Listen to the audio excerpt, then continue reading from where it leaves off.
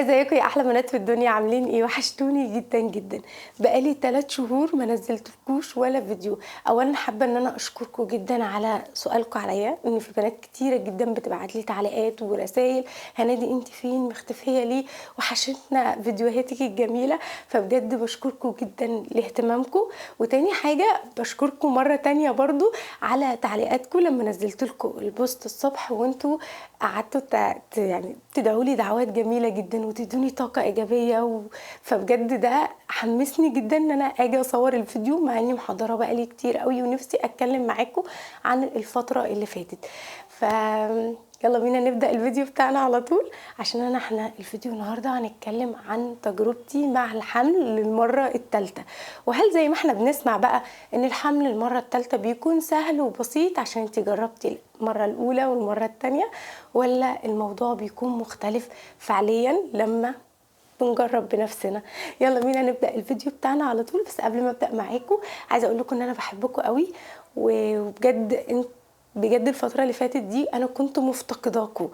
فمبسوطه قوي ان انا قاعده قدام الكاميرا، ومبسوطه قوي ان انا بصور الفيديو ده معاكم، ومبسوطه ان احنا هنقعد نرغي مع بعض، لاني وحشني فعلا ان انا اقعد اتكلم معاكم. يلا بينا نبدا الفيديو بتاعنا على طول. في البدايه بقى عايزه اتكلم معاكم عن تجربتي مع الحمل للمره الثالثه. هل انا كنت مستعديه نفسيا وجسديا، ولا الموضوع جه فجاه؟ بصوا، انا من البنات او من الناس اللي كنت منظمه حياتي قوي قبل الجواز. عارفين إن لما بتقعدوا كده بالورقه والقلم وتكتبوا كل حاجه، فاللي انا ان شاء الله لما ربنا يكرمني وهتجوز ان شاء الله ربنا يكرمني واجيب ولد وبنت، والحمد لله على كده، عشان ان انا اقدر ان انا اربيهم واديهم كل طاقتي واطلعهم ناس تكون كويسة للمجتمع ونفسهم أولا. فده كان طموحي بالنسبة لموضوع الخلفة، ان انا اوبشن ان انا اخلف للمرة الثالثة دي ما كانش بيجي على بالي اصلا. حتى اكتر كلمة مشهورة كنت بقولها في العيلة عندنا: هنادي ان شاء الله ربنا يكرمك وتخلفي مرة ثالثة، اقول لهم لا الحمد لله، انا خلاص ربنا رضاني بالولد ورضاني بالبنوته، فالحمد لله مستكفيه قوي كده. فكنت اول ما عرفت بقى ان انا حامل للمره الثالثه كان عندي مشكله صحيه، فرحت للدكتور بتاعتي دكتوره مي محمود، من الناس الجميله جدا بجد. رحت لها، كان عندي زي ما قلت لكم مشكله صحيه وكده، فقالت لي لازم ان احنا يعني نشيل الوسيله اللي بتمنع الحمل. فقلت لها اوكي مفيش مشكله يا دكتور وكده. تمام، شلت الوسيله. شهر واحد وانا باخد العلاج حصل الحمل. فانا الموضوع جه فجاه، اللي هو معقول ازاي؟ وقعدت بقى مصدومه شويه حرفيا، اللي هو طب انا عندي امتحانات، المفترض ان انا ام الطفلين فبوديهم كل يوم المدرسه ولانش بوكس، وانتوا عارفين الحوارات دي مسؤوليه كبيره كبيره جدا. مع الحمل بيكون الموضوع صعب قوي. فحتى في الاول كده خايفه قوي وخايفه من التجربه. بس بعد شويه بقى لما اتكلمت مع الدكتور، فقعدت تقولي لا هنادي وده رزق، واكيد احنا ربنا بعتهولك، واكيد ربنا سبب الاسباب، يعني ان ربنا يرزقك بطفل تاني، ودي نعمه من عند ربنا. خلاص يعني الحمد لله تقبلت، وفعليا بتكلم معاكم بمنتهى الصراحه بقى. بعد كده كان عندي احساس المقارنه، ان انا في حملي في ادم كان مختلف. يعني لا كنت برجع ولا كنت بحس بالدوخه، حاجه بسيطه قوي، وكنت حاسه دايما ان انا عندي نشاط وطاقه وكده. فانا في الاول كنت حاسه ان انا لا، ده الحمل هيكون كده عشان انا طبيعتي كده. حتى في رويده ما كنتش تعبانه قوي. المره دي بقى الموضوع مختلف 180 درجه. انا فعليا من اول يوم في الحمل تعب، ترجيع، غممان طول الوقت، ماليش نفس لاي حاجه من نوعيه الاكل، لدرجه ان انا كنت قرفانه من الميه والهواء. ودي حاجه غريبه، لدرجه ان انا كنت اصلا بخاف اقول لحد كده عشان ما يتريقش عليا. وكنت حاسه بقى، عارفين الاجهاد النفسي، ان انت مضطره في حاجات لازم تعمليها، انك تقومي الساعه 5:30 الصبح عشان تودي ولادك المدرسه وانت تعبانه وحاسه يعني باجهاد نفسي، وفي نفس الوقت انت تعبانه. انا تعبانه، فما كنتش عارفه انظم كل الحاجات دي. فقررت ان انا مش هقدر ان انا اصور الفتره دي، انا فعلا تعبانه، تقلبات في المعده قويه جدا، الاكل ما بيحصلوش هضم فبيرجع مره تانية، فكل ده بقى بيسبب لي موضوع مهلك جدا في المعده. وانا طول الوقت بديها اوبشن ان انا بقارن ما بين الحمل قبل كده والحمل ده، وهي طول الوقت بترد عليا ان كل حمل ليه ظروفه المختلفه، كل تجربه حمل هتكون مختلفه عن اللي قبلها. وكانت دايما بتقولي حاجه مهمه جدا، ان هنادي انت ما كنتيش بتاخدي فيتامينات قبل الحمل، ده ليه تأثير كبير جدا. كل بيبي بيجي بياخد من جسمك، فانتي بتفقدي من المعادن، من الحديد، من الكالسيوم، من كل الحاجات اللي موجودة في جسمك. فأول بيبي بياخد كل حاجة. طبعا احنا لازم نعوض بعد كده في فترة الحمل طبعا بالحديد والكالسيوم من الشهر الرابع، بتمشي بيهم لحد نهاية الحمل، علشان تقدر جسمك ما يتعرضش لمهالك بعد فترة الولادة يعني. ففي حملي الاولاني انا كنت باخد، بس كنت بكسل زي الطبيعي بتاعنا ان احنا بنكسل في بعض الاحيان ان احنا ناخد الحديد والكالسيوم بانتظام، مع ان دي حاجه مهمه جدا وما بنحسش بقيمتها بقى غير بعد ما بنتعب. فبجد اي بنوته لسه في اول حمل اهتمي جدا بالمتابعه، اهتمي جدا بالحديد والكالسيوم بتاعك والادويه بتاعتك بانتظام، والتحاليل، كل ده مهم جدا علشان لما ربنا يكرمك وتيجي تخلفي مره تانية جسمك نفسه ما يكونش تعبان، ما تكونيش مهلكه، ما تكونيش عندك، يبقى عندك القدره ان جسمك يتحمل الحمل للمره الثانيه او الثالثه. فانا طبعا طول الوقت بعاني من نقص الحديد ونقص فيتامين د، وكنت باخدهم على فترات. الاكل ما كانش صحي قوي، وده برضو اثر عليا في الحمل الثالث، ان انا مش قادره، المعده وجعاني، الحديد والكالسيوم في جسمي قليل جدا، مش عارفه اقول لكم ان انا بخس جدا. يعني انا بقف على الميزان كل شهر، المفترض ان انا دلوقتي في بدايه الشهر الخامس، انا كل شهر بقف على الميزان عند الدكتور، هي متفاجئه. يعني اول شهر قالت لي كويس قوي احنا خسينا كيلو، فقلت لها واحنا مش المفترض يا دكتور بنزيد؟ قالت لي في اول الحمل بتكون حاجه صحيه لما الست نفسها، لما الجسم بيخس مش بيزيد، لان في نهايه الحمل هنكون وصلنا من 6 ل7 كيلو، ودول بيكونوا البيبي والميه اللي حوالين البيبي. بعد كده بقى بدأ الشهر التاني والتالت كل شهر بخس كيلو. يعني انا دلوقتي 60 وانا اصلا كنت 64، 4 شهور ب4 كيلو بخسهم. الشهر الخامس بس يعني الدكتور بتقولي ان ده كويس جدا، لان صحة البيبي كويس، وزنه كويس جدا، والطول وكل حاجة طبيعية 100%. الفكرة في نوعية الأكل اللي احنا بناكلها. بالنسبة للبنات اللي عندها فكرة ان احنا بناكل الاتنين، احنا لا، مش بناكل الاتنين، الفكرة كلها في نوعية الأكل اللي انت بتاكليها. وهو ده بقى اللي انا حاطة السيستم بتاعه، الخبرة اللي اخدتها من الحمل التاني. انا في آدم عايزة اقول لكم ان انا كنت وصلت ل85 كيلو، وانا اصلا وزني كان 55 كيلو 56 كيلو قبل الحمل. فده اتعلمته في حملي المرة التانية. لما جيت بقى الحمل المرة التالتة انا مش عايزة اعاني بعد الحمل من فكرة ان انا اقعد اخس ويبقى وزني زيادة قوي. فده اللي بعمله في الحمل ده يمكن الحاجة الوحيدة اللي استفدتها من خبرتي اللي فاتت في الحمل. يعني ان نوعية الاكل حاجة مهمة جدا. اول 3 شهور انت محتاجة الفاكهة ومحتاجة الخضار، النشويات واللحوم دي بتكون بنسبة قليلة ان انت بتدخليها جسمك اصلا، عشان كده بتتحول اصلا لدهون.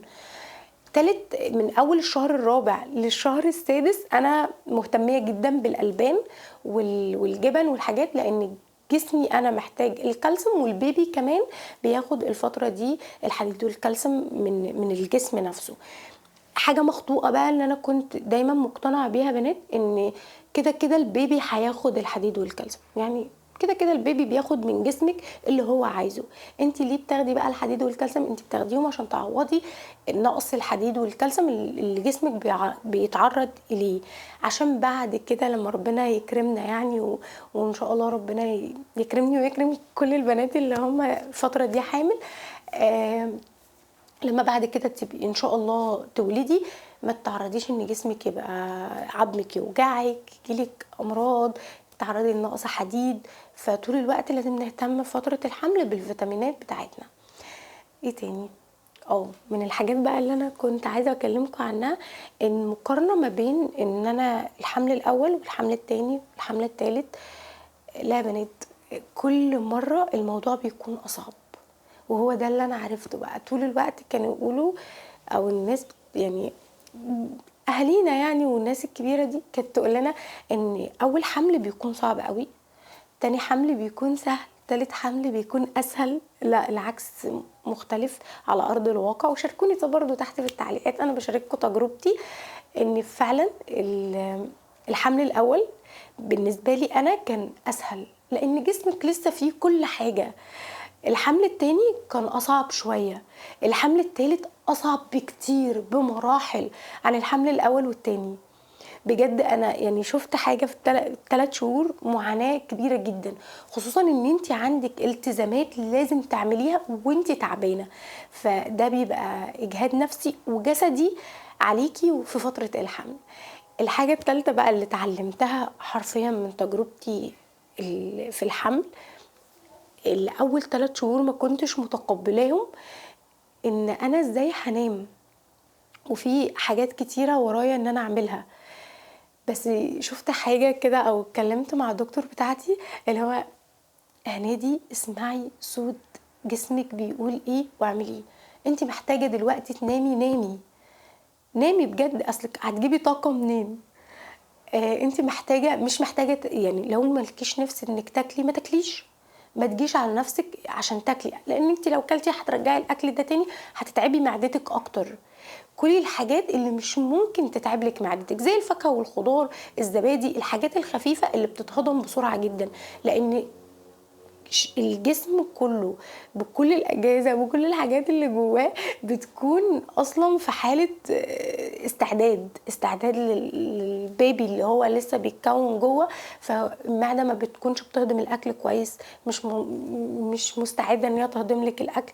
يعني انا لما كنتش باخد البرشامه كنت بفضل طول النهار تعبانه وبرجع ودايخه ومش قادره حرفيا اقف على رجلي، ولا معدتي قبل ان انا حتى اشرب فيها ميه. من الحاجات بقى اللي انا كنت يعني من الحاجات اللي انا اكتشفتها مع الحمل الثالث، ان احنا في الحمل الاول بيكون البطن لحد الشهر السادس اصلا ما بتكونش باينه، وده بتختلف من حد لحد، وتجربه الحمل برضو بتختلف من بنوته لبنوته او من ست لست، لان هي بيكون كل واحد ليه ظروفه، كل بيبي ليه ظروفه الخاصه بيه.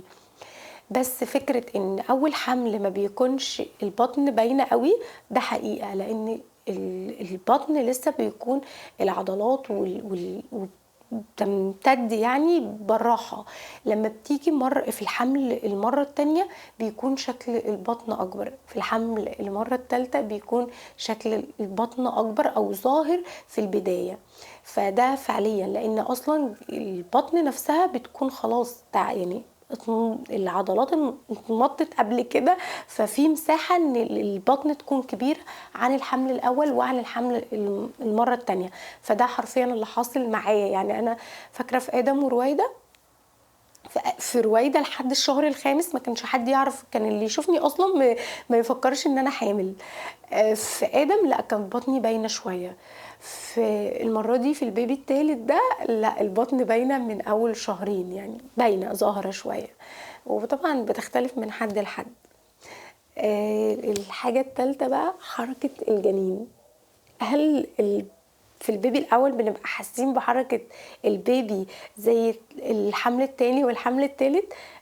تجربتي انا ان انا بحس بحركه البيبي في اول مره في الحمل الاولاني، ما كنتش حاسه بحركه البيبي لحد الشهر السادس، يعني حاجات بسيطه قوي في الشهر الخامس.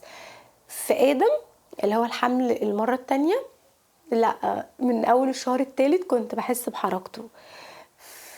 في البيبي الجديد ده برضه في نُص الشهر التالت حسيت الحركة بتاعته. طب هل ده متعلق إن هو بنت أو ولد؟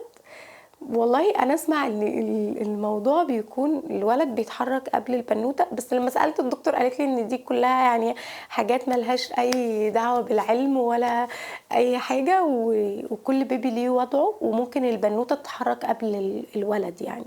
ف وده بيبقى على استجاب أو إحساس الأم، يعني ممكن البيبي يكون بيتحرك من الشهر التالت بس الأم ما عندهاش خبرة فمش حاسة أوي بحركة البيبي. أهم حاجة بقى الاستعداد النفسي، عارفين لمّا بنبقى مستعدين إن إحنا داخلين على مرحلة ودارسينها كويس حتى لو فيها حاجات إحنا بنكتشفها لأول مرّة، استعدادنا النفسي والجسدي بيكون عليه عامل كبير جدًا، جدًا يا بنات. يعني لو أنا مهيّئة نفسي إن أنا خلاص ربنا كرمني وبقيت حامل ومتقبّلة الوضع وعارفة إن في شوية إرهاق وتعب ومجهود وفي شوية حاجات هاستغنى عنّهم الفترة دي، ده بيريّحني كتير أوي، وده اللي حرفيًا باعمله الفترة دي.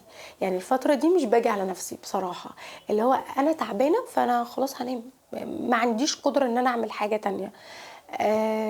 في حاجات لازم آجي على نفسي أعملها، زي إن مثلًا ولادي، إن أنا برغم إن أنا تعبانة لازم أصحى الصبح أودّيهم المدرسة، لازم أعمل لهم الlunch box، لازم أعمل معاهم الhomework، وده اللي بيختلف بقى في الحمل الأول عن الحمل التاني والتالت، إن أنتِ بيكون عندِك مسؤولية ومعاناة أصلًا أنتِ بتعمليها جنب التعب اللي أنتِ بتتعبيه أثناء الحمل. فما تقوليش إن في حد ممكن يقدّر تعبِك، أنتِ لوحدِك اللي هتقدّري التعب ده، وعليكِ إنِّك أنتِ تحافظي على نفسِك، لإن ما فيش حد هيحس بوجعِك ولا هيحس بألمِك غير نفسِك. وطبعًا كل حاجة أو الحاجة اللي اتعلمتها الفترة دي إن أنا باحتسب عند ربنا، فاحتسبوا أي حاجة أنتم بتعملوها عند ربنا هتحسوا إن هو بيهوّن عليكم كل حاجة في فترة الحمل، معاناة الولاد والحاجات اللي إحنا بنعملها يوميًا، المسؤولية، الأكل والشرب والتنضيف والhomework والصحيان بدري، كل دي حاجات كتيرة إحنا بنعملها أثناء الحمل وبنبقى مضطرين إن إحنا نعملها، ما فيش option إن أنتِ مش هتعمليها. مش عارفة أقول لكم إيه، بس أنا فعليًا ال3 شهور اللي فاتوا دول كان الحمل جاي لي باكتئاب، عارفين إن أنتِ مش قادرة تعملي حاجة وزهقانة أوي، إن أنتِ عندِك حاجات كتيرة أوي وعندِك مذاكرة وعندِك تصوير وعندِك حاجات كتيرة أنتِ نِفْسِك تنجزيها ونِفْسِك تعمليها ومش قادرة إنِّك تعملي كده. فلو أنتِ بتحسي زيي كده في فترة الحمل بجد حاولي تهوّني على نفسِك، اللي هو أنا باعمل حاجة كبيرة جدًا، باستحمل الألم والوجع ده علشان في بيبي جديد هييجي يشرّف الدنيا وهيكون مسؤوليتي أنا، فدي حاجة ونعمة كبيرة، يعني نعمة كبيرة جدًا الواحد لازم يشكر ربنا عليها، وربنا يدّي كل البنات اللي هي نِفْسها تبقى حامل يعني أو نِفْسها بBaby جديد، فربنا يرزقهم يا رب بالذرية الصالحة. خلّيني بقى أجاوب على أكتر سؤال. يعني أنا كتبت لكم الصبح تتوقعوا إنه الBaby ولد والّا بنوتة، ومعظم التعليقات بتتوقع إن هو ولد، والنُص التاني بيتوقع إن هي بنوتة، بس أنا بقى مش من جو اللي هاعمل لكم مفاجآت ومش عارفة إيه. أنا قُلت لكم إن أنا بدأت في الشهر الخامس، فأنا هاعمل في بنوتة وربنا يجيبها لنا بالسلامة يا رب.